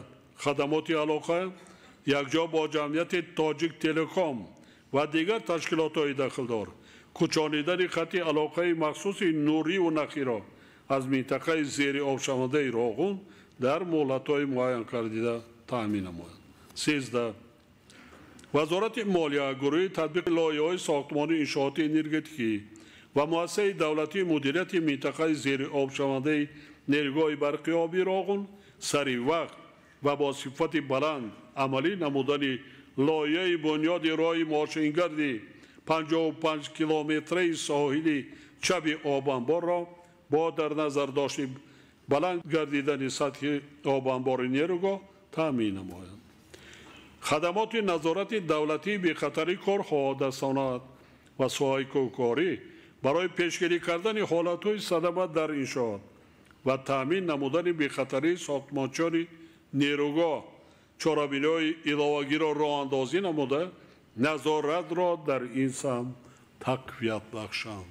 15. وزارت نقلیات، کمیته دولتی سرمایه‌گذاری و اداره اموال دولتی و مرکز تطبیق لایحه‌های تجدید راه‌ها کارهای ساختمان پل بزرگ از بالای آبانبار راغون را وسعت بخشند. 16. فدراسیون اتفاق‌های کسب‌های مستقل تاجیکستان در خصوص بارها خطا و آسایشگاه و استراحتگاه‌ها تأمین نمودن ساختمانچان نیروگاه راغون چاره‌جویی نمایند. محترم بنیادگران نیروگاه راغون، بار دیگر ابراز می‌دارم که شما در روند بنیاد نیروگاه واقعاً متانت و شجاعت بی‌سابقه نشان داده ساختمان بزرگ عصر را که افاده‌گر آرمان‌های مردم شریف تاجیکستان است و میدان ننگ و ناموس ملی عرصه وطنداری و وطن پرستی مبدل کردید. راغون کازاری واقعی ننگ و ناموس و عرصه حقیقی کارنمایی و فداکاری به خاطر آبادی و آینده درخشان تاجیکستان صاحب استقلال می باشد. شما در خاطر داشته باشید که سهمتان در ساختمان این انشاءات برای امروز و فردای وطن حیاتاً مهم از جانب نسل‌های آینده چون نمونه زحمت صادقانه به خاطر رشد وطن و دولت صاحب استقلال تاجیکان اعتراف و قدردانی خواهد شد. همیشه کامیاب و موفق باشید بنیادگران انشاءات تقدیرساز وطن.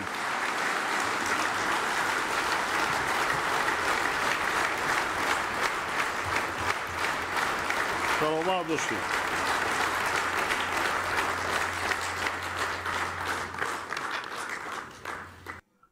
پس از سخنرانی پرزیدنت کشور محترم امامعلی رحمان اوید به رفت کارها در نیروگاه برقی آبی راغون، سروزیر جمهوری تاجیکستان قاهر رسولزاده گزارش داده از جمله اطلاع دادند که کارها در همه سمتها با مرام ادامه دارند. اظهار باور و دلپوری نمودند که همه سپارش و توصیه‌های پیشوای ملت برای تا ماه اوگوست سال 2027 رسیدن به استقلال انرژتیکی کشور سریوقت و با صفت بلند اجرا می شوند. احسن من در همین ساختمانم میبینم کیا نوآور هستند. راهبر کدام شرکت ها توجه میکنم به کادرهای جوان برای بازآموزی آنها. شرکت نارنجی باساس عظیم احسن. از اول ساختمان تمام تکنولوژی و تجهیزات حاضر زمان نقدی ساختمانی را دسترس کرده است و خود متخصصان که در داخل ختم کردن آنها را در همینجا کورس‌های بازآموزی کرده این تکنولوژی را از خود کردن کار فرموده ایستاده است. راغون به نوبت گرفته 5 تا ناحیه را به نوبت گرفته در همین شهر راغون یک تا مرکزی بازآموزی سطح بین المللی تشکیل کردم که در یک سال تا 2-3 شهروندان را صاحب کسب، صاحب کار، سرتیفیکات اینا تمام دنیا را قبول است.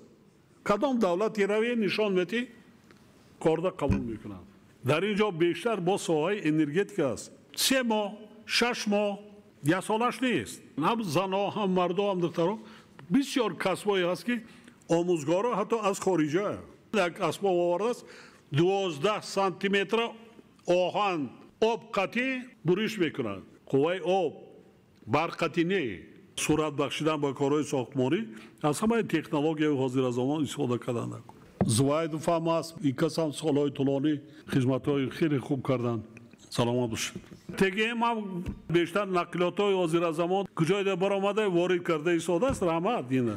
شما هم جوان هستید که شما بینیم. رحمت شما. با همه شما سلامتی، موفقیت برای کار.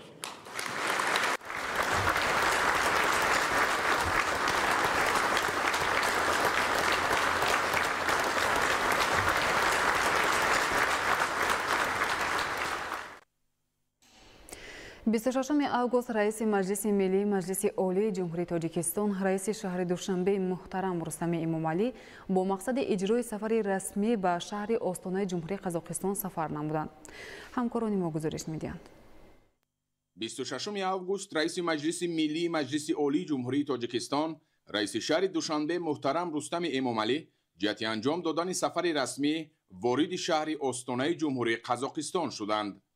در فرودگاه بین المللی نورسلطان نظربایف رئیس مجلس ملی مجلس عالی جمهوری تاجیکستان رئیس شهر دوشنبه محترم رستم امامعلی را رئیس سنات پارلمانت جمهوری قزاقستان مولن اشیمبایف سفیر فوق‌العاده و مختار جمهوری تاجیکستان در جمهوری قزاقستان و دیگر نمایندگان رسمی صمیمانه استقبال گرفتند.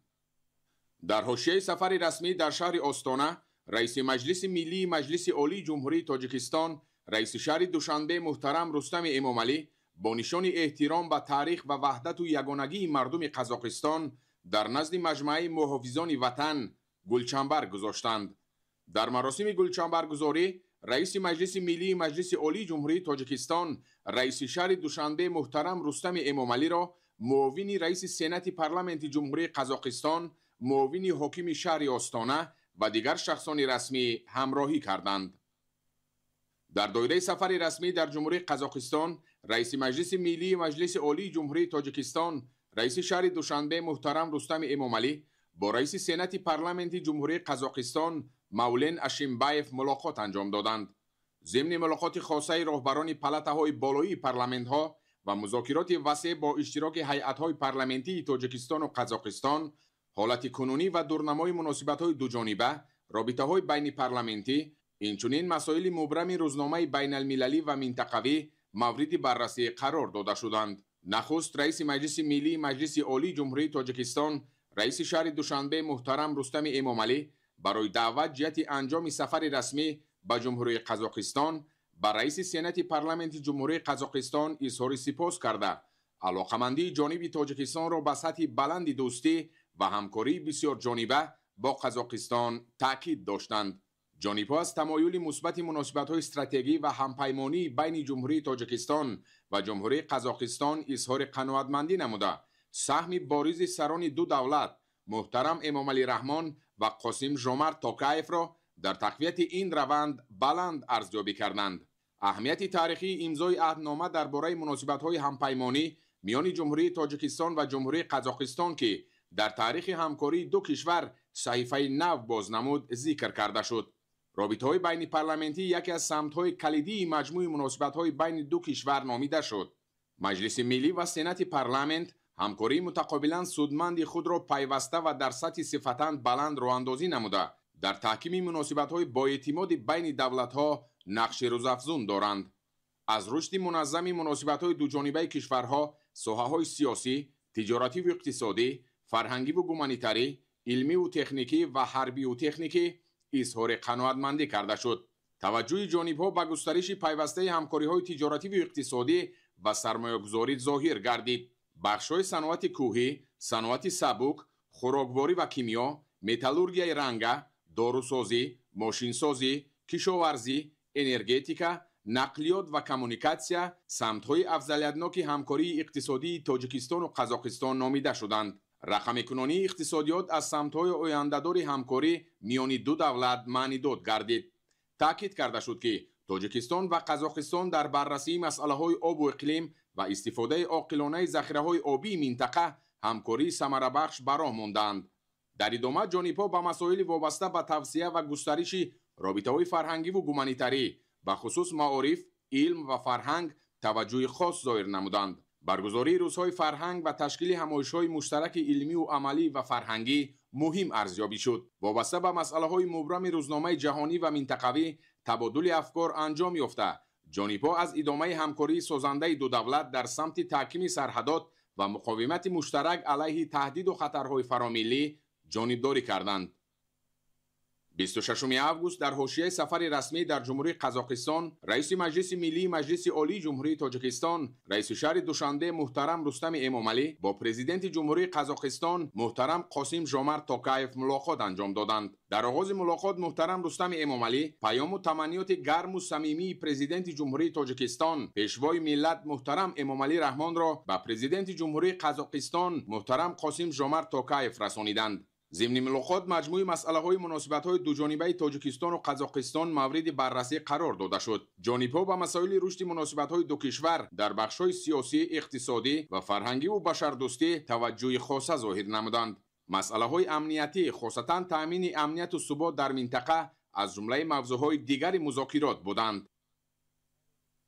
پس از انجام ملاقات در قصر اکورده، مراسم سرفرازگردانی رئیس مجلس ملی مجلس عالی جمهوری تاجیکستان رئیس شهر دوشنبه محترم رستم امامعلی با مکافات دولتی جمهوری قزاقستان برگزار گردید. برای سهم ارزنده در تحکیم مناسبت‌های دوستی و استراتژی جمهوری تاجیکستان و جمهوری قزاقستان از جمله گسترش مناسبت‌های بین پارلمانتی محترم رستم امامعلی با اردن دوستی درجه 2 سرفراز گردانیده شد. مکافات دولتی را به محترم رستم امامعلی پرزیدنت جمهوری قزاقستان محترم قاسم ژومرت توکایف تقدیم نموده سهم ارزنده رئیس مجلس ملی مجلس عالی جمهوری تاجیکستان رئیس شهر دوشنبه محترم رستم امامعلی را در گسترش مناسبت‌های نیک و همسایگی دو کشور دوست و برادر تاکید نمودند. رئیس شهر دوشنبه محترم رستم امامعلی از قدردانی خدمت‌هایشان و سرفرازگردانیدن با مکافات دولتی جمهوری قزاقستان به پرزیدنت این کشور اظهار منتداری صمیمی بیان نمودند.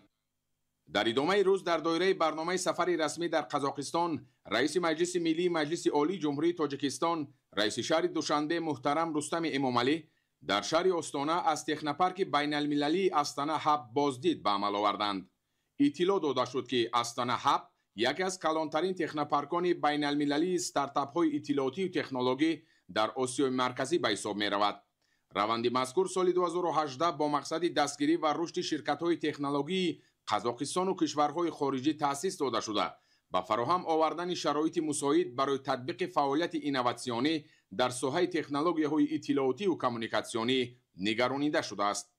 маврид ба зикри хос аст ки моҳи июли соли ҷорӣ бо ташаббуси навбатии президенти ҷумҳурии Тоҷикистон пешвои миллат муҳтарам Эмомалӣ Раҳмон қатъномаи Маҷмӯаи умумии Созмони Милали Муттаҳид нақши зеҳни сунъӣ дар фароҳам овардани имконоти навин барои рушди устувор дар Осиёи Марказӣ қабул шуд ки ба ҳайси аввалин ҳуҷҷати байналмилалӣ ба раванди татбиқи зеҳни сунъӣ дар сатҳи минтақавӣ таваҷҷӯҳ медиҳад. ин ташаббус имкон медиҳад ки тавассути истифодаи самарабахши технологияҳои рақамӣ ва зеҳни сунъӣ заминаҳои муносиби ноил шудан ба ҳадафҳои рушди устувор фароҳам оварда шаванд. дар робита ба ин раиси маҷлиси миллии маҷлиси олии ҷумҳурии Тоҷикистон раиси шаҳри Душанбе муҳтарам Рустами Эмомалӣ омӯзиши фаъолияти босамар ва таҷрибаи технопарки Астана ҳабро дар ин самт муфид арзёбӣ намуданд. 27 август дар доираи барномаи сафари расмӣ дар ҷумҳурии Қазоқистон раиси маҷлиси миллии маҷлиси олии ҷумҳурии Тоҷикистон раиси шаҳри Душанбе муҳтарам Рустами Эмомалӣ бо раиси маҷлиси парламенти ҷумҳурии Қазоқистон Эрланд Кашанов мулоқот намуд. дар мулоқот вазъ ва дурнамои густариши муносибатҳои дуҷонибаи Тоҷикистону Қазоқистон мавриди баррасӣ қарор гирифтанд. муколамаи мунтазам ва боэътимоду самимии сарони давлатҳо дар тақвияти муносибатҳои ду кишвар ки дорои фарҳанг, арзишҳои маънавӣ ва анъанаҳои деринаи ҳамҷаворӣ мебошанд, муҳим дониста шуд. зикр гардид ки робитаҳои байнипарламентӣ чун ҷузъи муҳими муносибатҳои ду кишвари дӯст ба шарофати талошҳои муштараки ҷонибҳо пайваста рушд мекунанд. ҳамкории тиҷоративу иқтисодӣ аз самтҳои муҳими муносибатҳои байни ду кишвар арзёбӣ гардид. ҳамчунин аҳамияти фаъолгардонии сармоягузорӣ дар амалигардонии лоиҳаҳои муштарак дар самтҳои афзалиятноки иқтисодиёт пеш аз ҳама тиҷорат, сохтмон, нақлиёт, телекоммуникатсия, саноат, энергетика, кишоварзӣ, рақамикунонӣ ва инноватсия зикр карда шуд. дар доираи музокирот ҷонибҳо ба масоили рушди ҳамкории фарҳангиву гуманитарӣ ба хусус тавсияи равобит дар бахшҳои маорифу фарҳанг таваҷҷӯҳ зоҳир намуданд. бо назардошти вазъи феълӣ дар арсаи байналмилалӣ ва минтақа зарурати густариши ҳамкориҳо дар самтҳои мудофиа ва амният мавриди таъкид қарор гирифт. 27 август дар идомаи сафари расмии худ дар Қазоқистон раиси маҷлиси миллии маҷлиси олии ҷумҳурии Тоҷикистон раиси шаҳри Душанбе муҳтарам Рустами Эмомалӣ бо ҳокими шаҳри Остона Женис Касимбек мулоқот анҷом доданд. зимни мулоқот ҷонибҳо ҳолати кунунӣ ва дурнамои тавсияи ҳамкориҳо байни бародаршаҳрҳо ва пойтахтҳои ду кишвар Душанбе ва Остонаро баррасӣ намуданд. зикр гардид ки муносибатҳои шарикии стратегӣ ва ҳампаймонӣ бо ҷумҳурии Қазоқистон ҳамчун яке аз самтҳои афзалиятноки сиёсати хориҷии ҷумҳурии Тоҷикистон мебошад.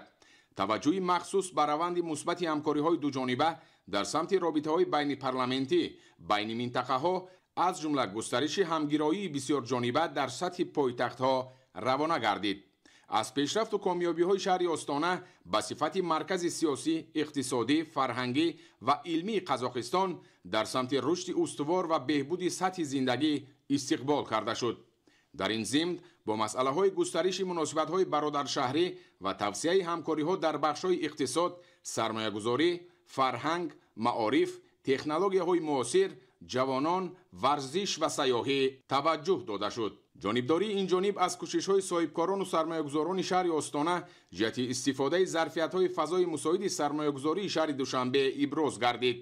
ба таҷрибаи Остона дар бахшҳои бунёди марказҳои муосир, иншооти инфрасохторӣ, логистика, таъмини тартиботи ҷамъиятӣ ва баргузории чорабиниҳои оммавӣ ҳавасмандӣ зоҳир карда шуд. дар шароити имрӯза табодули таҷриба дар масъалаҳои рушди устувор, рақамикунонии муҳити шаҳрӣ, инфрасохтори нақлиётӣ, экология, ободонӣ ва сарфаҷӯии энергия муҳим шуморида шуд. 27 август раиси маҷлиси миллии маҷлиси олии ҷумҳурии Тоҷикистон раиси шаҳри Душанбе муҳтарам Рустами Эмомалӣ баъд аз анҷоми сафари расмӣ аз шаҳри Остонаи ҷумҳурии Қазоқистон ба ватан баргаштанд. бинандагони гиромӣ, нашри муфассали барномаи иттилоотии ахбор хотима меёбад. саломату хонобод бимонед.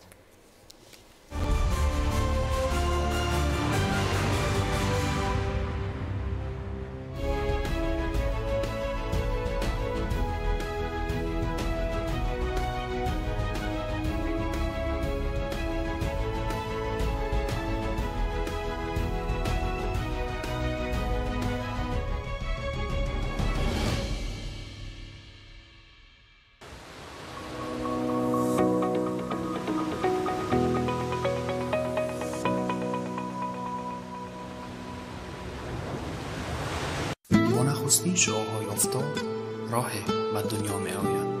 آنها به آن راه قدم می‌گذارند. با آنچه وطن آموزاند، احترام، مهر و تبسم، هر قله خاطره، هر نفس مسئولیت و در شعله داغ گوشت مرمری با علنگ رو می شود. مزه‌ای که دل ما را می گشاید. مرمری، لذت حقیقی گوشت.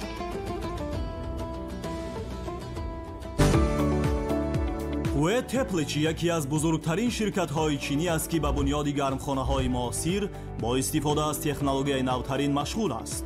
ширкати мо дорои заминаи мустаҳками техникӣ, гурӯҳи тавонои муҳандисон, иқтидори баланди истеҳсолӣ ва хизматрасониҳои иловагӣ пас аз фурӯш аст.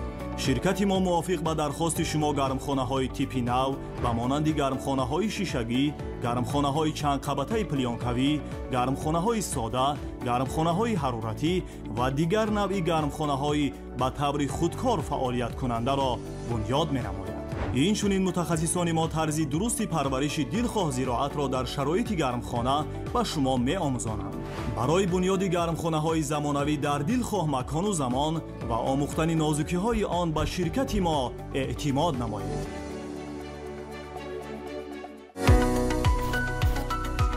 акнун дастрасии шаҳрвандони мамлакат ба маҳсулоти сохтмонӣ аз ҷумла хишти пухта осон гардид. ҷамъияти дорои масъулияти маҳдуди асри саноат фаъолияти худро дар кишвар оғоз намуд ки корхонаи мазкур ба истеҳсоли хишти пухтаи хушсифат машғул аст. истеҳсоли маҳсулоти сохтмонӣ дар корхона бо истифода аз технологияи муосир ки аз хориҷи кишвар ворид гардидааст сурат гирифта ҷавобгӯ ба стандарти сифат мебошад. андоза ва ҳаҷми маҳсулоти корхонаи мо барои истифода дар дилхоҳ иншоот мувофиқ аст. сифати хуб, нархи арзон ва макони мувофиқ барои дастраснамоӣ. суроға, ноҳияи рӯдаки ҷамоати деҳоти гулистон, деҳаи болошаҳр. шумо метавонед танҳо занг зада дархост намоед, мо то манзили шумо бурда мерасонем. асри саноат, тавлидгари маҳсулоти асри нав.